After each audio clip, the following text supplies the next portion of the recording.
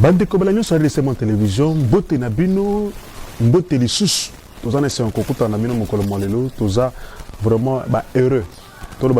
Tous en essayant, pourtant, tous au monde que vous allez commenter, vous allez liker, partager l'émission Nabiso, ils ont ça la biso, c'est un trop dans le groupe Nabiso, Nabastatu Nabiso, tiens, émission RDC, ce que c'est fait dans l'émission RDC Monde, Kabango, Kabela Moninga Lisolo, Betela Moninga Lisolo, Ayoka, toujours le Belani, RDC Monde Télévision, ma selon les arbres, le Lengenini, est-ce que tu peux intéresser, à côté que vous avez lobby, mon co-yaba, partenaire, tu peux balayer malam pour la RDC Monde Télévision, cette chaîne qui est tout près de vous pour vous faire des informations de Nabino, Makamozo de Kazinga Nabino, Makamozo de Musika Nayo, Makamozo de Kanakat Naboka Nabiso, Yosa Musika, peut-être que vous avez Nabiso, pour Yoka Malam, pour Yoka analyse, tout décortiquer, tout contre la Mozindo, tout le cas, tout bêta, c'était tout le Belango, pour Yope, Ozope, Makanisme, Soussou, Tamususu, l'information, on a Yoka qui est en brut, Tamususu, Koko Yosa, Yoka Kindambo, même Soussou, Perdek, en mettant toujours bêta boyo, Yope Fongoli, Yope Sozela, Yope Sayo, Makanisme, au point de vue, il y a un tout petit candidat dans commentaire, il y a un tout petit candidat, il peut commenter. Mesdames, Mesdemoiselles et Messieurs,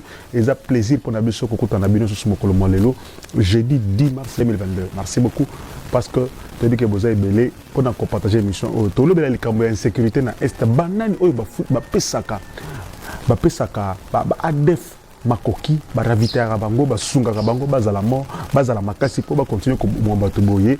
Quelques batangami na kati tolobela na kati émission mokolo molelo ECC na senko badlamu ki suba tombo bakendaki epa mboso pona likambo nini tokolobela ngo entre temps tokozongela likambo ya 14 et 145 territoires financement nango ndenge l'état alingina na financer makambango et kokele ndenge nini tokolobela mpe na kati na émission ya mokolo molelo.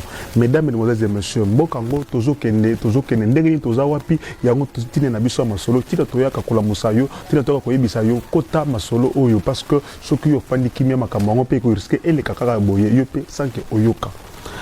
Banani baza à la base de l'insécurité dans l'Est. Banani bafutaka ba ADF, banani balombaka ba ADF, banani bafinansa ba ADF, bande ko balandi eza vraiment pas si ki mbutu eza pitopale, eza vraiment pas si peu somo parce que ba ADF ba uti ko attaquer sous na territoire bashu, na ba attaquer les sous ba tumususu 6 personnes ba kufi.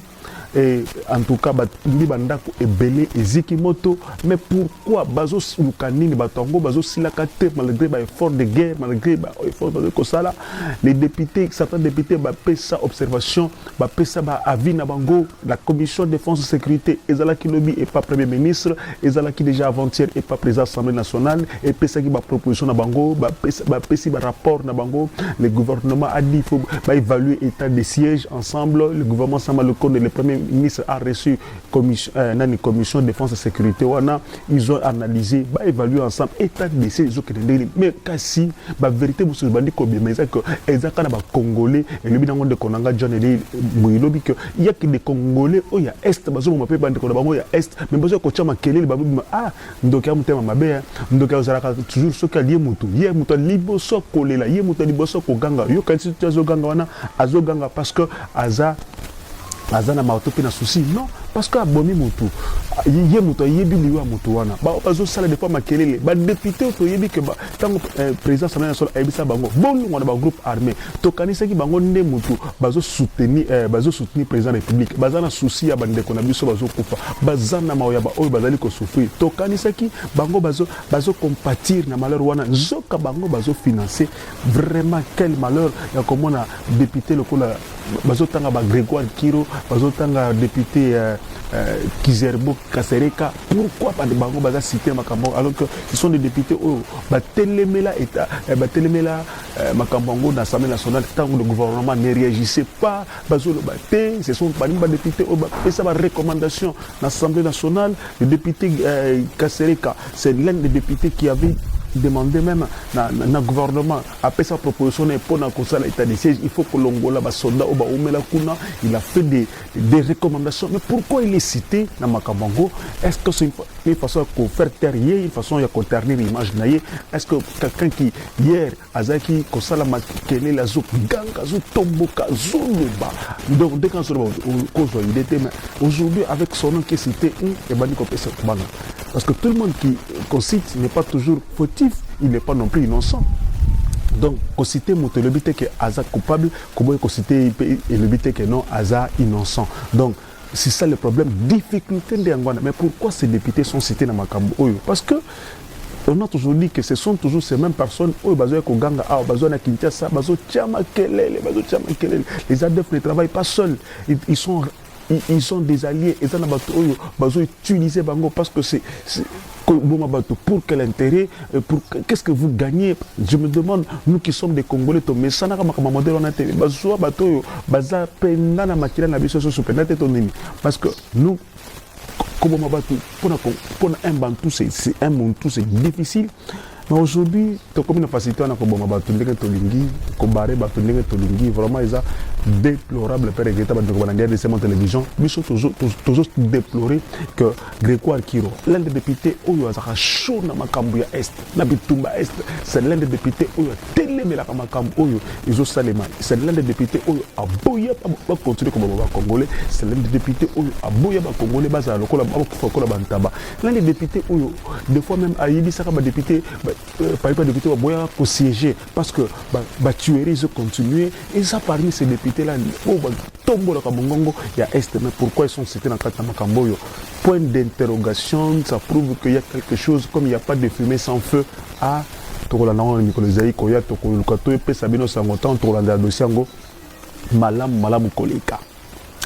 RDC, élection de 2023, ils ont causé les arrêtés. Avec tout ce qui se passe, nous avons une question à passer. Nous avons une question à répondre. L'élection est très active. C'est vraiment. Actuellement, tout le monde est alerté. Tout le monde a Zoganga, tout le monde a Zoluka. C'est comment ils ont. Vraiment regrettable parce que toujours mon lumière, tout le monde a clarté. Alors, bande ko ya 5 ans, bande ko SCC balabé, biso to mesana ko fande kimete. Biso il faut te la crédibilité ya processus. Biso il faut te la kambu ya transparence. Biso il faut te la makambu ya inclusivité ya processus pour na makambu wana ndeko bande ko 5 ans, bande ko ya SCC quitte que pas président de l'Assemblée nationale, solo ne ba yebisi toza na post élection et de la crédible, transparente et de la paix inclusive, mais également et ça dans le délai toza na post ça ba élection et ça na délai constitutionnel. Mais moi je me demande, c'est vrai de pouvoir relayer ce point de vue. Il y a plus d'un Congolais parce qu'il y a plus d'un Congolais qui réclame que Touana bazala l'élection c'est le malamu batona bazala élu pour to lembi ba député baza to lembi peut-être ba konzo autopona to lemba ba député ba gouverneur to zana posa ba député provincial sika en passant je signale que il y a actuellement, vous pouvez imaginer to zana mboka oyo les ministres provinciaux sont impayés depuis 30 mois, ministre provincial 30 mois d'impayement, mais le gouverneur a vivre ndeni. Le gouverneur, le ministre provincial à Kinshasa a un pays depuis 30 mois, c'est-à-dire ça combien de mois, sans être combien d'années, 2 ans et demi à Foutamité. Je sais que depuis 2019, ils Foutamité. Mais ils vivent comment? Ils permettre de détourner l'État, mais entre-temps les gouverneurs, ils vivent comment? Il y a des frais de fonctionnement pour un gouvernorat. Ce qui doit payer les ministres provinciaux, ça c'est le gouvernement national. Mais c'est acté, tout ça, il y a un budget. Je me demande, maintenant le gouverneur, je prends l'exemple, il y a M. Ngobila, à Bengeli Bisso et Doxy, na Kinshasa Awa, à Bengi Grand P, na Kinshasa Awa, pour Basala, Makelele, Makamuyakin Bopeto, comme il fallait qu'à Bangobaya, Kolobelango, dans Makamakin Bopeto, pour Kongola Yoka bien, pour Kino Yoka Malam, il fallait, et Doxy, na Grand P Baya, d'accord, merci pour la théâtre, mais Tango Bango, il faut Baya, Bongo Oili, et Outi Wapi, et ça qui combien. Voilà pourquoi les gens veulent les élections, parce que Batuloko la Bangobila. Non. Bakangizando, Batulazo souffrir. À l'aise, Kimia, Moutazo de Bélamou Pété, aucun député provincial n'en parle.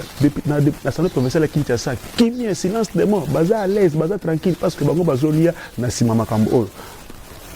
Voilà, maintenant le peuple a besoin de... Voilà pourquoi les gens veulent les élections.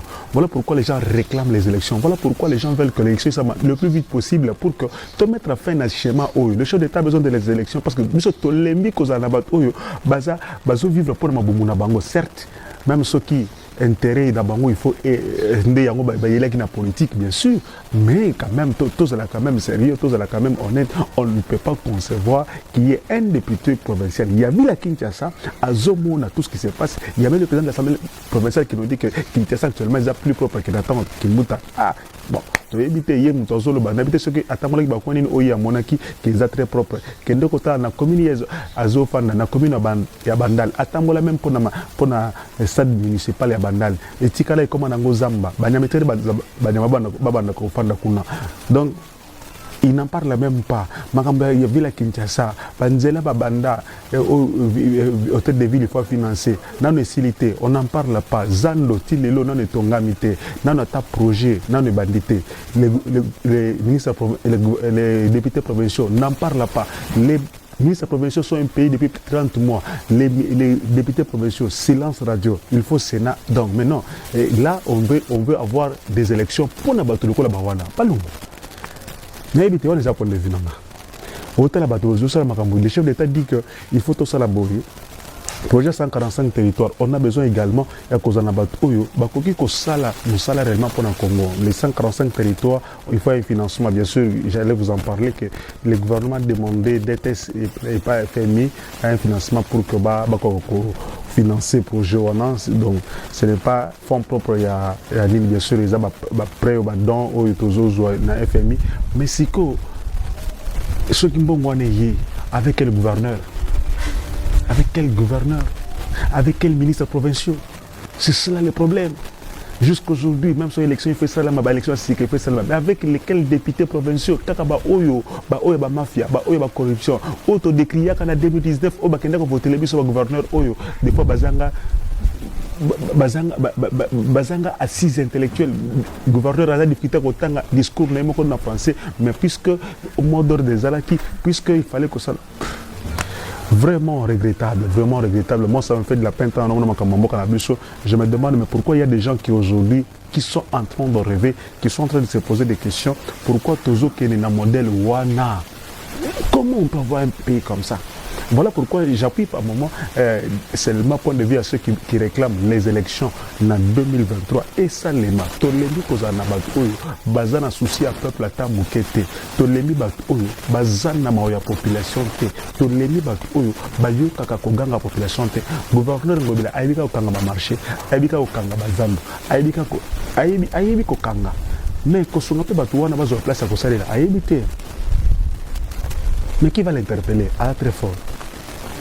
Maintenant, il y a des alliés, il y a des sacré na Tongo. Comme à côté de sacré na Tongo. Donc, na minute où il y a des sociétés, ah, ça, il y a lingi, ah, kadisa, il y a lingi, parce qu'il y a côté de sacré na Tongo.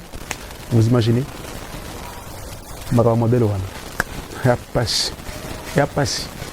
Voilà pourquoi, quand le pays souffre, parce qu'à la base, il n'y a pas une bonne assise. Il y a des personnes qui ne travaillent pas pour le Congo. Même ceux qui ont dit que la politique est un intérêt, mais d'abord la politique, il faut gérer la société, il faut gérer pour l'intérêt du Congo et pour les Congolais lui-même. Pour les Congolais se retrouver dans le Congolais à mon avis, c'est alors que le Congolais est à Maboko, que les autres sont bien. On ne peut pas travailler avec le chef de l'État, mais tout en étant contre le chef de l'État. On ne peut pas travailler pour le chef de l'État, mais tout en détruisant le programme du chef de l'État. Ce n'est pas une très très bonne chose. Toujours à la gaka, monsieur Mbosso, pas sunga, c'est ni, après ça c'est ni, ma coquille est sengeli pour organiser l'élection dans le délai et cause là vraiment la très bonne chose. Mais je suis de ceux-là qui veulent, mais ceux qui payent salamité.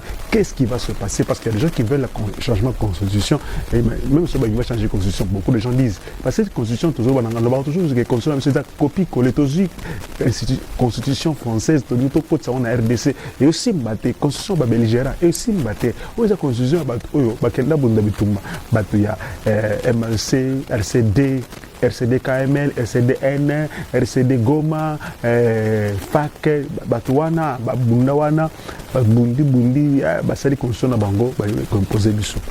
Il faut une constitution républicaine où ils apprennent à RDC où tous les Congolais peuvent se retrouver. Mais est-ce qu'il faut le faire maintenant? Ou bien il faut poser l'élection Zoya et Salemina, après il faut changer de constitution. C'est cela vraiment la grande difficulté, le grand problème. Est-ce que ça va arranger tout le monde? Il faut que les politiciens bafanda basolola bapesa biso lumière na place wana ekozala malamu bandeko na RDC télévision. Merci na confiance peut attendre bopesaki boliso oza mpona kolanda biso mokolo mwa lelo. Ça a été un plaisir pour la biso ko commenter pe ko analyser na bino actualité ya mboka na biso mokolo mwa lelo. Pona ngai na suki yawa maloba na bengi bino nyonso bandeko na ngai nyonso ya diaspora boya totonga mboka na biso Congo. Tosala lokola ba diaspora ya bamboka mosusu basanganaka bazotonga mboka na bango. Biso pe soki to metie ensemble na 10 francs na ngai na 10 francs ya ndeko na 10 francs na yo soki to sangisi biso nyonso tokoki kotonga mboka na biso. Ndenge tolobaka epai na biso ete mosapi moko esokolaka elongi te. Boya bandeko na nga boya hésiter te. Toyebi ete tobima na kashi ya mabe ete ba Congolais basanganaka te, mais cette fois-ci bosala biso confiance. Bobenga mama Pauline Lumumba na Genève. Boya totonga bandeko na ngai totonga mboka na biso Congo. Le Congo a besoin de nous. C'est bien votre informaticien Jean-Paul Canida qui vous salue et vous présente le bilan de RDC Monde 2021.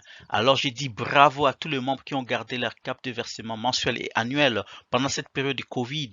Comme vous voyez, la Suisse reste toujours devant la Belgique, la France, le suivi des États-Unis, l'Allemagne. Mais en tout cas, bravo pour tous les pays qui ont participé. 100 000 pour commencer notre premier projet grandiose et même peut-être plus de projets. À la banque, actuellement, nous avons 59 168 000. Alors, mes frères et sœurs, RDC Monde, ceux qui hésitent, venez, n'hésitez plus. Allez, RDC Monde, toujours de l'avant. Merci.